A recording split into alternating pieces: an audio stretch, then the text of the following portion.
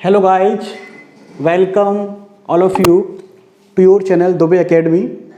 सो education की series में हम क्लास 10th की फ़िज़िक्स शुरू करेंगे और क्लास 10th की फ़िज़िक्स में जैसे कि आप जानते हैं you are very familiar with the whole science of the class 10th।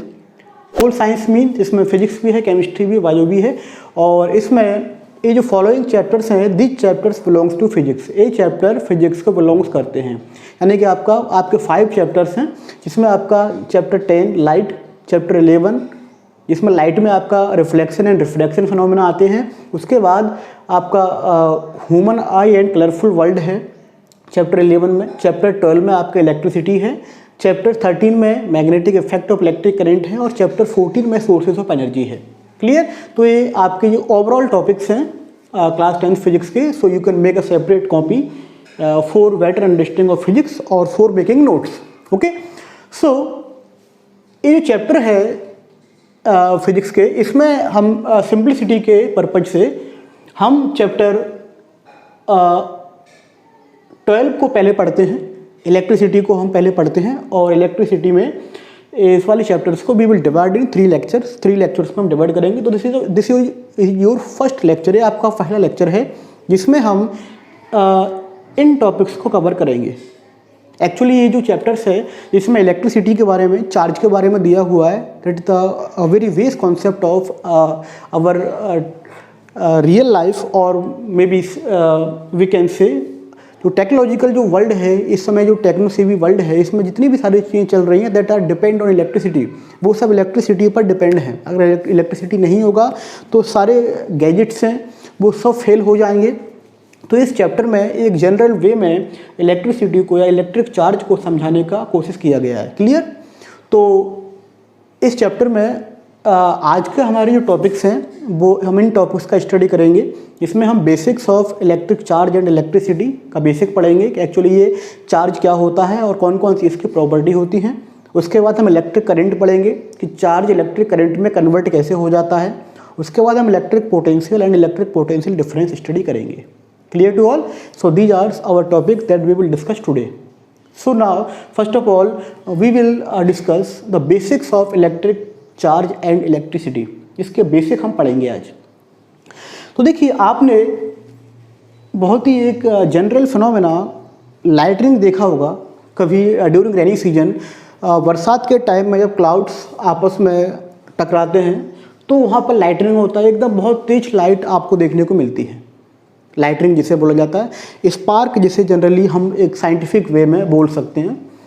आपने कभी लाइटनिंग के वायर्स, करंट के वायर या बैटरी के 2 टर्मिनल जब आपस में इंटरेक्ट करते हैं तो वहाँ भी आपने एक स्पार्क देखा होगा। या इन जनरल वे में अगर हम कहें तो आपने कभी विंटर में जब वुलन क्लॉथ्स, वुलन स्वेटर वगैरह को अगर आप उतारते हैं या कोई सिंथेटिक क्लॉथ का, जैसे कोई लोवर वगैरह लोवर बना होता है सिंथेटिक फाइबर का, सिंथेटिक मटेरियल का, उसको जब आप वियर ऑफ करते उतारते हो तो आपने एक हल्का सा स्पार्क देखा होगा। तो एक्चुअली ये है क्या? ये स्पार्क है क्या? है किससे प्रोड्यूस हो रहा है? जो है actually this is due to charge. इस चार्ज की वजह से हो रहा है। तो उसी चार्ज को आज हमें पढ़ना है कि ये चार्ज है क्या। क्लियर? सो देखो, इसके लिए अमेरिकन साइंटिस्ट बेंजामिन फ्रैंकलिन ने 17th सेंचुरी में बहुत सारे एक्सपेरिमेंट किए थे और एक बहुत ही जनरल एक्सपेरिमेंट उन्होंने किया था जिसमें कि उन्होंने एक फ्रिक्शन, एक्चुअली फ्रिक्शन का या रब करके उन्होंने चार्ज प्रोड्यूस करने का कोशिश किया था। जिसमें उन्होंने एक एक्सपेरिमेंट किया था जिसमें उन्होंने ये ग्लास रॉड को सिल्क के क्लॉथ से रब किया था। ग्लास का जो रॉड होता है या ग्लास का कोई पर्टिकुलर, जैसे कि आपने केमिस्ट्री लैब में ग्लास का टेस्ट ट्यूब देखा होगा, तो उस ग्लास के टेस्ट ट्यूब को उन्होंने एक सिल्क के कपड़े से, सिल्क के क्लॉथ से उन्होंने रब किया और रब करने के बाद उन्होंने जो वाई कन्वेंशन, यानी कन्वेंशन का मतलब होता है एक परंपरा या एक पर्टिकुलर मेथड जो साइंटिस्ट बना देते हैं। तो वाई कन्वेंशन यानी कि उन्होंने उस पर्टिकुलर ग्लास रॉड को सिल्क के क्लॉथ से रब करने के बाद, ये सिल्क का एक कपड़े का पीस है, टुकड़ा है, रब करने के बाद उन्होंने बताया कि इसमें एक चार्ज आएगा और वो चार्ज होगा पॉजिटिव। और इसमें जो चार्ज आएगा वो होगा नेगेटिव। यानी कि उन्होंने एक जनरल प्रॉपर्टी बताई, या उन्होंने अपने जो वाई यूजिंग देयर नॉलेज, उन्होंने अपने नॉलेज का यूज करके इसको पॉजिटिव और इसको नेगेटिव नेम दिया, ठीक है ना। अब ये एक्चुअली जो उनका जो नेम दिया हुआ है वो नेम एक कॉन्सेप्ट से रिलेट करके दिया हुआ है। देखिए क्या होता है कि आप सभी लोगों को पता है कि जब किसी पर्टिकुलर मटेरियल में चार्जेज होते हैं तो उन चार्जेज के लिए इलेक्ट्रॉन्स रिस्पॉन्सिबल होते हैं। यानी कि electrons are the particles that are responsible for electric charge और electric current in any material. आपने एक जनरल क्लासिफिकेशन भी पढ़ा होगा, जिस क्लासिफिकेशन में हम मटेरियल्स को 3 कैटेगरी में हम क्लासीफाई करते हैं, जिसमें आपका कंडक्टर्स आते हैं, इंसुलेटर्स आते हैं और सेमी कंडक्टर्स आते हैं। सेमी कंडक्टर्स आते हैं। Actually conductors are those materials that have very large number of electrons. यानी कि इलेक्ट्रॉन्स एक्चुअली एक ऐसे पार्टिकल्स होते हैं मटेरियल के जो चार्ज को कैरी करते हैं, ठीक है ना। Electrons are such type of particles that carry electric charge. और वो कंडक्टर अगर कोई मटेरियल होगा, जैसे कि कोई मेटेलिक बॉडी है या कोई जो है पर्टिकुलर एसिड है जिसमें आयंस होते हैं प्लस माइनस, तो उनमें जो है बहुत सारे चार्ज पार्टिकल्स होते हैं। इंसुलेटर्स यानी कि जो material, the materials that have a very less number of charge particles that are electrons, those materials are called insulators. यानी कि जैसे वुड है, प्लास्टिक है, इनमें बहुत कम ना के बराबर चार्ज पार्टिकल होते हैं, तो वो चार्ज को कैरी नहीं कर पाएंगे। उसके बाद आते हैं semiconductor. Semiconductors are those materials that have charge particles in between them. यानी कि इन दोनों के बीच के होते हैं। एक्चुअली कभी कभी ये एक पर्टिकुलर टेम्परेचर पे एक कंडक्टर बन जाते हैं। एक्चुअली टेम्परेचर की वजह से क्या होता है कि पर्टिकुलर बॉन्ड्स ब्रेक हो जाते हैं और बहुत सारे चार्ज पार्टिकल रिलीज हो जाते हैं, जो एक कॉन्सेप्ट है जो हम 12th क्लास में इसके बारे में डीपली स्टडी करते हैं, और इसकी वजह से वो पर्टिकुलर मटेरियल कंडक्टर बन जाता है। तो ये अगर वो टेम्परेचर पर्टिकुलर नहीं होगा तो ये इंसुलेटर ही रहेंगे। यानी कि ये दोनों के बीच के होते हैं सेमीकंडक्टर, जिसके एग्जांपल्स हैं जर्मेनियम एंड सिलिकॉन। क्लियर। तो अभी हम इसके बारे में बात कर रहे हैं कि यानी कि इलेक्ट्रॉन्स का सिंबल इस तरीके का होता है, ई सिंबल होता है इलेक्ट्रॉन्स का, ई, और इलेक्ट्रॉन का जो चार्ज जो डिसाइड किया हुआ है साइंटिस्ट ने, वो चार्ज होता है 1.6 × 10⁻⁻19 कूलाम सी। कूलाम फेमस साइंटिस्ट कूलाम के नाम से इसका यूनिट बना हुआ है चार्ज का। तो चार्ज है यूनिट कूलाम, और चार्ज को हम क्यू से इंडिकेट करते हैं, स्मॉल क्यू यानी कि स्मॉल अमाउंट ऑफ चार्ज। तो चार्ज का जो यूनिट है वो क्या है, कूलाम, ठीक है। Coulomb is the unit of charge. So actually क्या होता है कि जब फ्रिक्शन की वजह से रब करने के बाद जब आप किसी पर्टिकुलर बॉडी को किसी दूसरी बॉडी से रब करते हैं, जैसे कि आपके पास एक कॉम है और कॉम को आप ड्राई हेयर से रब करो, और रब करने के बाद उसके पास में कोई स्मॉल बिट्स ऑफ पेपर लेकर के आओ, तो वो कॉम या कोई प्लास्टिक का कोई पेंसिल भी आप यूज कर सकते हैं, तो वो उन स्मॉल बिट्स ऑफ पेपर को अपनी तरफ अट्रैक्ट करने लगता है। हो रहा है, यानी कि अट्रैक्शन फिनोमेना डेवलप हो रहा है फ्रिक्शन की वजह से, रब करने की वजह से। तो सेम फिनोमेना यहाँ पर हुआ था ग्लास रॉड में और सिल्क वाले क्लॉथ में जो है, यानी कि उन्होंने इस रॉड को इससे रब किया, तो रब करने की वजह से इनमें चार्ज आ गया। अब पॉजिटिव क्यों आया और नेगेटिव क्यों आया? एक्चुअली होता क्या है कि जिस बॉडी से इलेक्ट्रॉन ट्रांसफर होकर के दूसरी बॉडी में चले जाते हैं, तो जिस बॉडी से इलेक्ट्रॉन ट्रांसफर होकर दूसरी बॉडी में जाते हैं उसमें इलेक्ट्रॉन्स बढ़ जाते हैं, तो उसको हम बोलते हैं नेगेटिव चार्ज। और जिस बॉडी से इलेक्ट्रॉन निकल के जाते हैं, यानी कि जिसमें इलेक्ट्रॉन्स कम हो जाते हैं उनका नंबर, उनको हम बोलते हैं कि उस बॉडी में पॉजिटिव चार्ज है। तो इस तरीके से पॉजिटिव और नेगेटिव वाला कॉन्सेप्ट चार्ज का आया। यानी कि we will classify charge in 2 category, positive and negative. तो charge has 2 type of polarity, positive and negative. तो इस तरीके से उन्होंने फ्रिक्शनल इलेक्ट्रिसिटी, फ्रिक्शन वाले कॉन्सेप्ट का, रबिंग कॉन्सेप्ट का यूज करके एक फिनोमेना, जनरल फिनोमेना शो किया था जो है। Clear to all. अब इसमें उन्होंने एक एक्सपेरिमेंट और भी किया था, जैसे कि उन्होंने 2 ग्लास रॉड लिया, 2 सिल्क का क्लॉथ लिया, और उन्होंने जो है ग्लास रॉड को रब किया, फिर एक और ग्लास रॉड को रब किया, फिर जब वो ग्लास रॉड को लेकर के नियर बाय आए किसी पर्टिकुलर स्टैंड पर रख के उनको हैंग करके, क्योंकि अगर हम उनको टच करेंगे तो वो चार्ज डिस्चार्ज हो जाएगा हमारी बॉडी के अंदर से अर्थ के अंदर चला जाएगा, तो बॉडी आपकी न्यूट्रल हो जाएगी।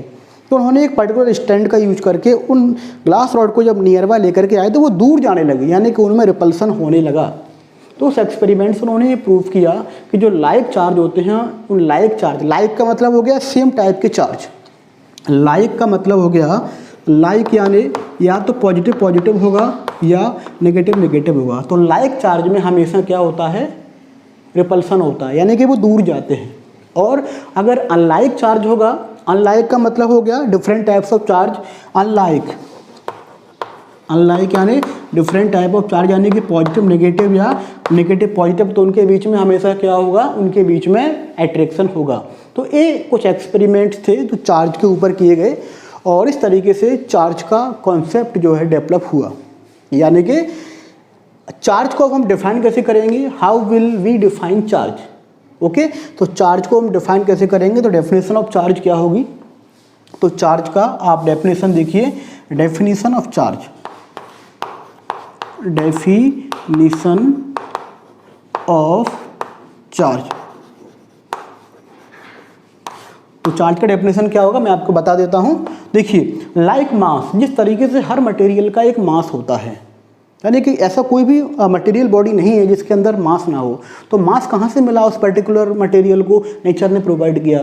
तो जस्ट लाइक मास, मास की तरह ही चार्ज भी एक, charge is also a fundamental, charge is also a fundamental property of matter, यानी कि हर मटेरियल की एक फंडामेंटल प्रॉपर्टी होती है चार्ज, इसकी वजह से due to which it produce attractive और रिपल्सिव फोर्स, ड्यू टू इसे हम क्या बोलते हैं, इलेक्ट्रिक फील्ड, और it also shows magnetic effect, यानी कि charge is a fundamental property of matter due to which it produce electric and magnetic effect, यानी कि चार्ज की वजह से कोई भी बॉडी इलेक्ट्रिकल और मैग्नेटिक इफेक्ट शो करती है।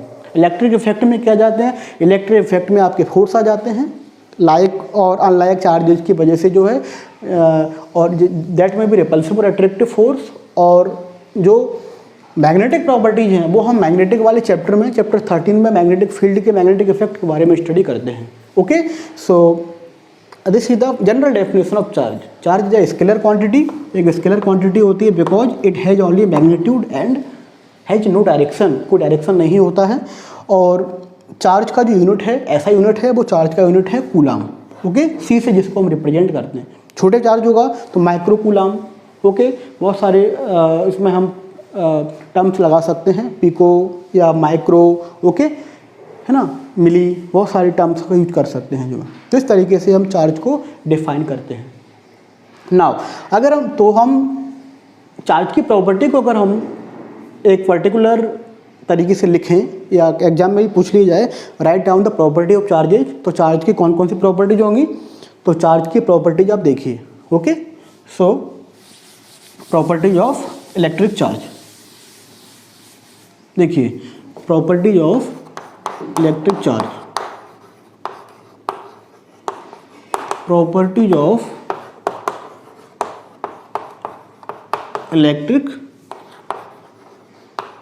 चार्ज। तो इलेक्ट्रिक चार्ज की प्रॉपर्टी कौन कौन सी होंगी, नंबर फर्स्ट प्रॉपर्टी जो मैंने आपको भी बताई, like charges repel each other and unlike charges attract each other, यानी कि अगर पॉजिटिव और पॉजिटिव होंगे या नेगेटिव और नेगेटिव होंगे तो इनके बीच में क्या होगा, इनके बीच में रिपल्सन होगा, ओके, रिपल्सन, ओके।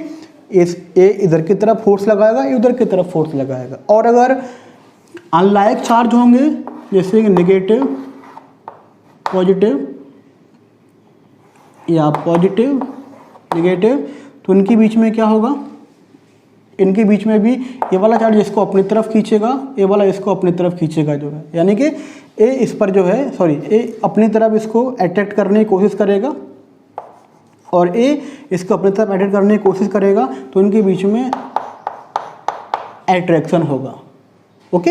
यानी कि प्रॉपर्टी ऑफ चार्ज की पहली प्रॉपर्टी क्या है, like charges repel each other and unlike charges attract each other, दूसरी प्रॉपर्टी क्या होगी, दूसरी प्रॉपर्टी ये है, अब जो ये जो फोर्स लगता है आइदर मे बी अट्रैक्टिव और मे बी रिपल्सिव, तो ये फोर्स किस फैक्टर पर डिपेंड करता है, कितना फोर्स लगता है। एक्चुअली ये जो फोर्स लगता है वो जो फोर्स है that is directly proportional to Q1 Q2, Q1 Q2 यानी चार्ज का वैल्यू, कितना चार्ज है यहाँ पर, कितने कूलाम चार्ज है, यानी कि ये जो फोर्स होगा वो दोनों चार्ज के प्रोडक्ट के बराबर होगा, यानी कि जितना ज़्यादा चार्जेज का प्रोडक्ट आएगा उतना ज़्यादा ही फोर्स लगेगा। अगर ज़्यादा बड़े चार्ज होंगे, चार्ज की क्वांटिटी अगर ज़्यादा होगी तो फोर्स भी ज़्यादा होगा। And inversely proportional to the square of distance between them, यानी कि उनके बीच की जो भी डिस्टेंस होगी उस डिस्टेंस के स्क्वायर के इनवर्सली प्रोपोर्शनल होगा। इनवर्सली प्रोपोर्शनल का मतलब हो गया, जैसे अगर डिस्टेंस बढ़ा दिया आपने, जैसे कि आपने 2 टाइम डिस्टेंस बढ़ा दी तो ये अपॉन 4 1/4 फ्रैक्शन में चला गया, यानी कि इतना कम हो जाएगा आपका फोर्स, यानी कि डिस्टेंस के इनवर्सली प्रोपोर्शनल होता है। और इस लॉ को हम कूलाम्स लॉ बोलते हैं, because coulombs has given this formula, यानी कि कूलाम्स लॉ। क्लियर। इक्वल भी कर सकते हैं, इसको इक्वल करते हैं तो उनके बीच में एक कांस्टेंट आ जाता है और उस कांस्टेंट का एक फिक्स वैल्यू होता है, तो this is the general formula of coulombs law. Okay, तो ये चार्ज की दूसरी प्रॉपर्टी है। चार्ज की तीसरी प्रॉपर्टी क्या होगी, थर्ड प्रॉपर्टी क्या होगी चार्ज की, charge is a conserved quantity just like energy, charge follows conservation law, यानी कि चार्ज ना तो क्रिएट होता है, चार्ज ना तो डिस्ट्रॉय होता है, एक केवल एक बॉडी से दूसरी बॉडी में ट्रांसफ़र होता है। जैसे कि आपके पास इस बॉडी में +5 कूलाम चार्ज है, इस बॉडी में इसमें नेगेटिव चार्ज है, तो नेगेटिव में यहाँ पे वर्ड यूज करूँगा, ओके, माइनस में, यहाँ पर इसमें +5 कूलाम चार्ज। अगर इन दोनों को आपस में मिला दिया जाए, जोड़ दिया जाए, ठीक है ना, अगर इसको हम एक बॉडी मान के चलें कि इस बॉडी में नेगेटिव चार्ज है, इस बॉडी में पॉजिटिव चार्ज है, इन दोनों को आपस में हम मिला दें तो माइनस प्लस क्या हो जाएगा, 0। अब 0 का मतलब ये थोड़ी हो गया कि चार्ज डिस्ट्रॉय हो गया, चार्ज एक्चुअली चार्ज ने इस बॉडी को न्यूट्रल कर दिया। यहाँ पर जो 5 इलेक्ट्रॉन ज़्यादा थे वो इसमें चले जाएंगे, तो अब उनको सिंपल तरीके से मैथमेटिकली अगर हम बात करें तो -5 + 5 = 0, यानी कि वो चार्ज डिस्ट्रीब्यूट हो जाएगा और बॉडी को न्यूट्रल कर देगा, यानी कि सिंपल तरीके से चार्ज हमेशा कंजर्व होता है। और इसी वजह से चार्ज की एक और प्रॉपर्टी होती है, वो प्रॉपर्टी होती है एडिटिव प्रॉपर्टी, जिसे हम फोर्थ प्रॉपर्टी बोल सकते हैं, एडिटिव प्रॉपर्टी। वही मैंने जो आपको अभी समझाया, यानी कि एडिशन लॉ फॉलो करता है, जैसे कि -5 + 5 तो कितना हो गया, 0, यानी कि सिंपल मैथमेटिकल एडिशन फॉलो कर रहा है, इसलिए एडिटिव प्रॉपर्टी होती है इसके अंदर प्रॉपर्टी। और ये थर्ड वाली प्रॉपर्टी कौन सी थी, कंजर्वेटिव प्रॉपर्टी, ओके। और एक और प्रॉपर्टी मैं यहाँ पे लिख रहा हूँ उसको नंबर 5 में, क्वांटाइजेशन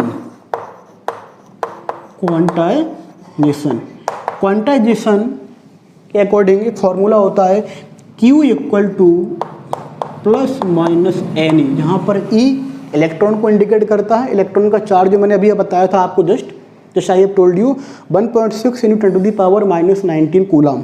और N कोई भी नंबर हो सकता है, N = ±1 ±2 इन्फिनिटी, बहुत सारा कोई भी नंबर हो सकता है, यानी कि अगर किसी बॉडी से चार्ज चाहे माइनस हो चाहे प्लस हो, वो हमेशा इंटीजर नंबर होगा, यानी कि 1 2 3 4 के नंबर में ही होगा, यानी कि चार्ज कभी भी, जैसे आप 1 कूलाम 2 कूलाम इस तरीके से होगा, है ना, कभी भी इसको हम इलेक्ट्रॉन को हम ब्रेक करके नहीं निकाल सकते।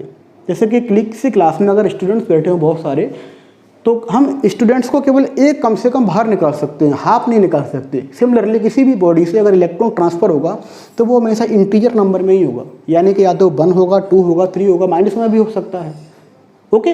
सो this is quantization of charge, यानी Q = ±NE फॉर्मूले को ये फॉलो करता है, okay. So these are the general properties of electric charge.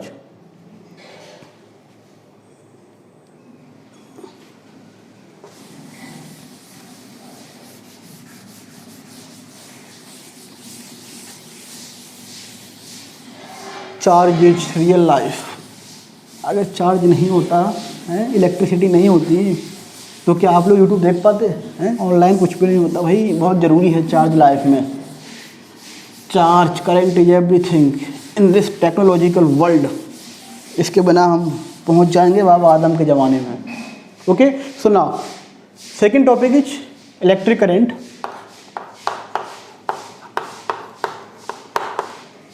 Electric current, अब देखिए charge, we have discussed about charge कि किस तरीके से चार्ज का फिनोमेना डेवलप होता है, किस तरीके से एक बेसिक प्रॉपर्टी है मैटर की that produced due to deficiency और एक्सेस ऑफ इलेक्ट्रॉन्स। यानी कि अगर किसी बॉडी में इलेक्ट्रॉन्स किसी भी तरीके से, जैसे फ्रिक्शन से मैंने पहले बताया था, बाहर निकाल दिए जाएं या उसके अंदर इलेक्ट्रॉन्स आ जाएं तो वो बॉडी आपकी चार्ज हो जाती है।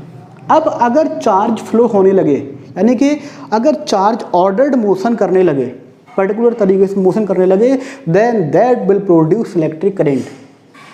यानी कि ordered motion of electrons, ordered motions of charge is called electric current, और सिंपल लैंग्वेज में हम कैसे बोलेंगे, the rate of flow of charge is called electric current and current is indicated by symbol I, यानी कि charge upon time. This is the general formula of electric current, charge per unit time और rate of flow of time, क्योंकि time के respect में हो रहा है। Charge का यूनिट क्या होता है, कूलाम, इसका कितना होता है, सेकंड, तो कूलाम पर सेकंड, और जो इसका ऐसा यूनिट है वो है एम्पियर। ओके, एम्पियर इसका ऐसा यूनिट है बिकॉज एम्पियर ने इसको डिस्कवर्ड किया था। सो एम्पियर का जो पहला वर्ड ए लिया हुआ है, तो ampere is the SI unit of charge, और this is also a scalar quantity. Clear? तो इस तरीके से we have derived the formula of charge. इस तरीके से हमने चार्ज का फॉर्मूला, सॉरी करंट का फॉर्मूला हमने बनाया। चार्ज का फॉर्मूला भी यहाँ से बन जाएगा, Q का कितना होगा, Q इक्वल टू IT, यानी कि हम चार्ज भी निकाल सकते हैं अगर हमें करंट पता है तो।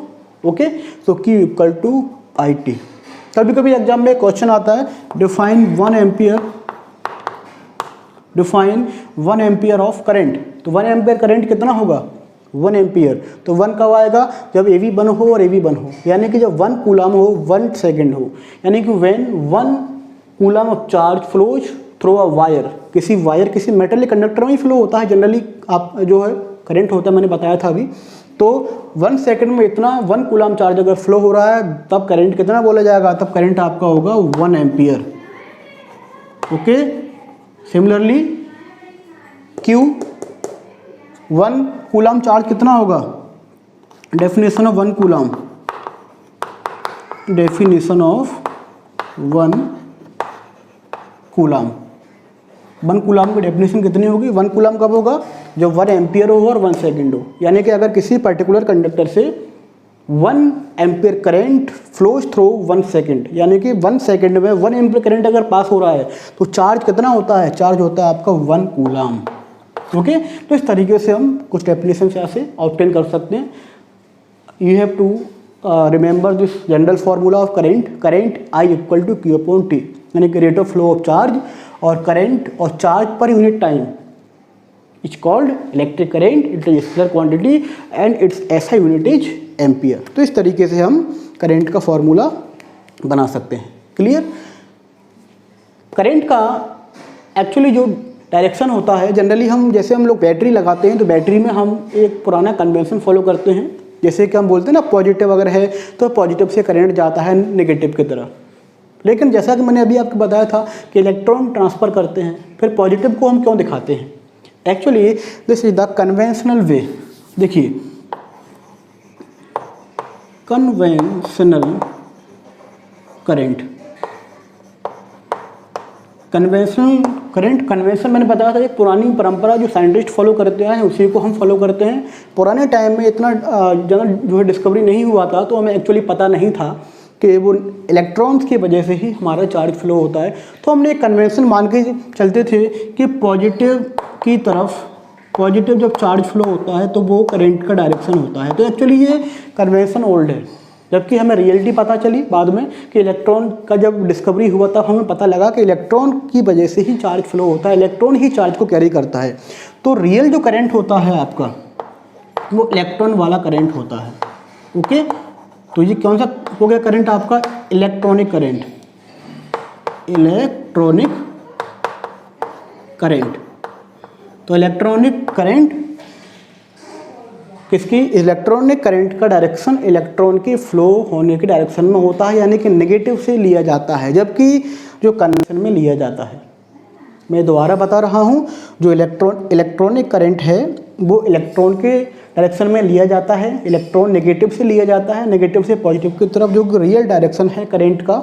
लेकिन जो कन्वेंशनल करंट है, उस कन्वेंशनल करंट में हम पॉजिटिव टर्मिनल से, या पॉजिटिव जो पार्टिकल होते हैं, प्रोटॉन्स होते हैं, जिनको हम P+ करके दिखाते हैं, प्रोटॉन्स के डायरेक्शन में जो करंट लिया जाता है वो आपका कन्वेंशनल करंट होता है। और अभी भी हम कन्वेंशन ही फॉलो करते आए हैं, यानी कि इलेक्ट्रॉन के अपोजिट में कन्वेंशनल करंट होगा और इलेक्ट्रॉन की डायरेक्शन में इलेक्ट्रॉनिक करंट होगा, जो कि रियल करंट होता है।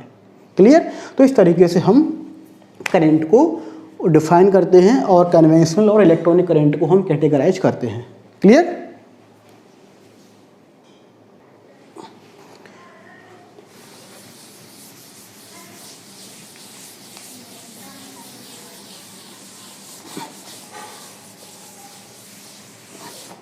Now let us start electric potential and electric potential difference.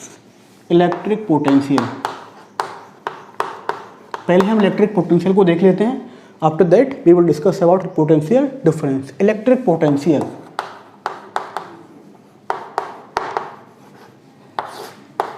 देखिए इलेक्ट्रिक पोटेंशियल एक्चुअली इसके लिए एक बहुत ही फेमस टर्म है, आप लोगों ने सुना होगा, वोल्टेज। हम अपने घरों में यूज करते हैं वर्ड, वोल्टेज कम आ रहा है, वोल्टेज ज़्यादा आ रहा है। जितना हैवी इंस्ट्रूमेंट होगा, जैसे एयर कंडीशनर है या और कोई बड़ी मोटर है, तो उसे ज़्यादा वोल्टेज चाहिए। छोटा इंस्ट्रूमेंट होगा तो कम वोल्टेज में ही काम हो जाता है। तो एक्चुअली ये वोल्टेज है क्या?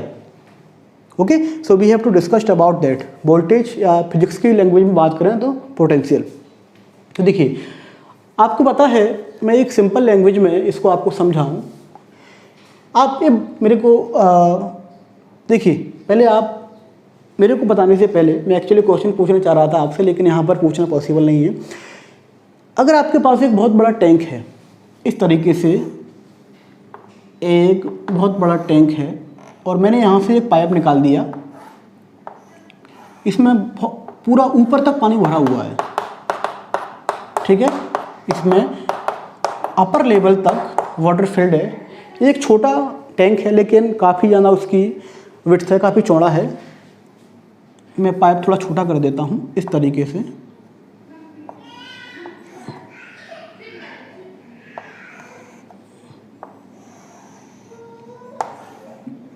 ठीक है। थोड़ा सा इसको मैं चौड़ा कर देता हूँ और छोटा कर देता हूँ पाइप को, जिससे आपको लगेगा कि पानी का लेवल इसमें बराबर हो जाएगा। देखिए, क्लियर? यहाँ पर मैंने एक नॉब लगा दिया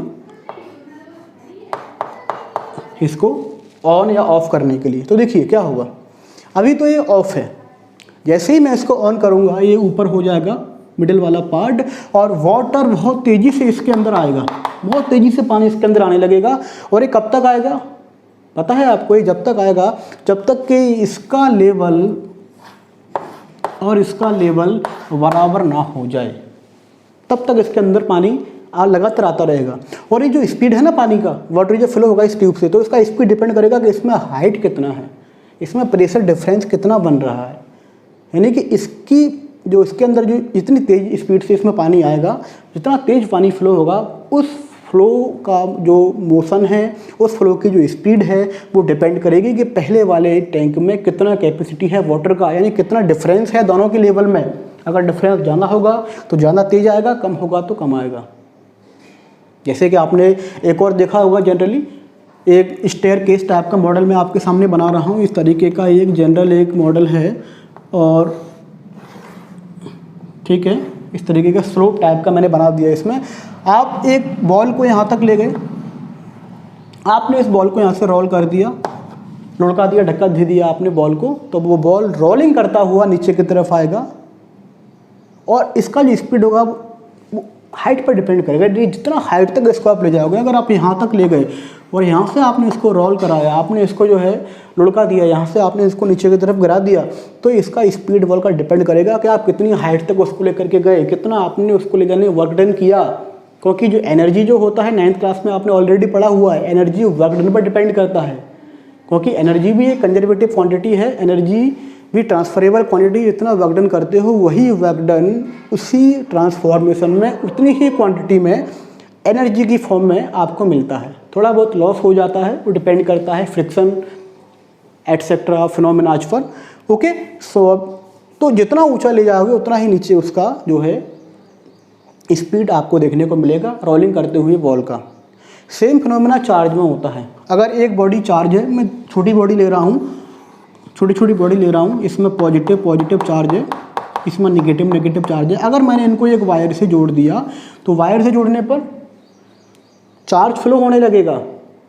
यानी कि मैंने अगर हम अभी की बात करें, जो अभी यानी कि जो मैंने आपको कॉन्सेप्ट बताया था इलेक्ट्रॉनिक करंट की हम बात करें तो इधर से इधर की तरफ आएगा इलेक्ट्रॉनिक करंट, और जो कन्वेंशनल करंट होगा वो पॉजिटिव से नेगेटिव की तरफ जाएगा। ओके, मेरा कहने का मतलब है कि इनमें चार्ज ट्रांसफ़र होने लगेगा, और ये कब तक होता रहेगा, जब तक कि ये दोनों इनमें चार्ज बराबर ना हो जाए, इनका मैग्नीट्यूड इक्वल ना हो जाए। जैसे कि इस वाले कॉन्सेप्ट को यहाँ रिलेट करिए, आप समझ जाओगे आप। ओके, और ये जितना चार्ज का जो स्पीड है, करंट का फ्लो होने का जो स्पीड है, वो डिपेंड करेगा इनमें कितना ज़्यादा चार्ज। अगर चार्ज बहुत ज़्यादा हाई क्वांटिटी में होगा तो बहुत ज़्यादा करंट फ्लो होगा। ओके, तो इस तरीके से हम इस चार्ज के फ्लो होने का मोशन, चार्ज के फ्लोइंग का तरीका हम समझ सकते हैं इन दोनों फिनोमेना को रिलेट करके। ओके, सो इसी तरीके से हम इलेक्ट्रिक पोटेंशियल को डिफाइन करते हैं। यानी कि जिस तरीके से इसमें आपने एक वॉल को ले जाने में जो वर्क डन किया, और जो वर्क डन आपका यहाँ पर किस फॉर्म में स्टोर हो रहा है, यहाँ पर ग्रेविटेशनल एनर्जी की फॉर्म में स्टोर हो रहा है वर्क डन, और वही एनर्जी आपको काइनेटिक एनर्जी में कन्वर्ट होकर यहाँ पर मिल रही है मोशन की फॉर्म में। सिमिलरली यहाँ पर हो रहा है प्रेशर एनर्जी की फॉर्म में आपका वर्क डन स्टोर हो रहा है, यहाँ पे ग्रेविटेशनल एनर्जी बन रही है। जितना हाइट होगा उतनी ज़्यादा एनर्जी बनेगी, इतना वर्क डन करोगे तो इसी तरीके से उसका स्पीड बढ़ेगा वाटर फ्लो का। सेम यहाँ पर होता है।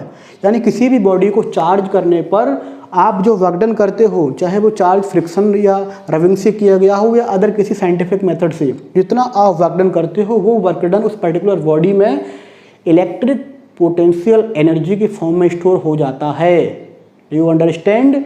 यानी कि मैं दोबारा बता रहा हूँ, किसी भी बॉडी को चार्ज करने में जो आप वर्क डन करते हो, यानी कि the work done that you have to do to charge a body is stored in a body as a form of electric potential energy। और इलेक्ट्रिक पोटेंशियल को हम डिफाइन कैसे करते हैं? इलेक्ट्रिक पोटेंशियल को हम डिफाइन करते हैं इलेक्ट्रिक पोटेंशियल एनर्जी, मैं शॉर्ट में लिख रहा हूँ, electric potential energy divided by charge या per unit charge. Unit charge का यूनिट वाला कॉन्सेप्ट यूज करने से फिजिक्स में कैलकुलेशन इजी हो जाते हैं, इसलिए हम यूनिट वाला कॉन्सेप्ट अप्लाई करते हैं। इसी तरीके से हम इलेक्ट्रिक पोटेंशियल एनर्जी वाला कॉन्सेप्ट यहाँ पे लगाते हैं, यानी कि इलेक्ट्रिक पोटेंशियल एनर्जी पर यूनिट चार्ज। एक यूनिट चार्ज में कितना पोटेंशियल एनर्जी स्टोर्ड है उसको हम फिजिक्स के लैंग्वेज में बोलते हैं, that is electric potential. Clear?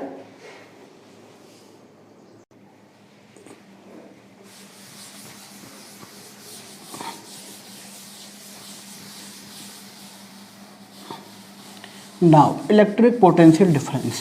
अब देखिए, इलेक्ट्रिक पोटेंशियल डिफरेंस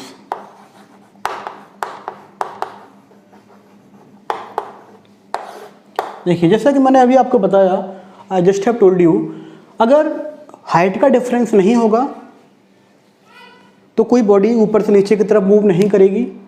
अगर प्रेशर डिफरेंस यानी कि लेवल का डिफरेंस नहीं होगा तो एक पर्टिकुलर वेसल से दूसरे वेसल में लिक्विड फ्लो नहीं करेगा।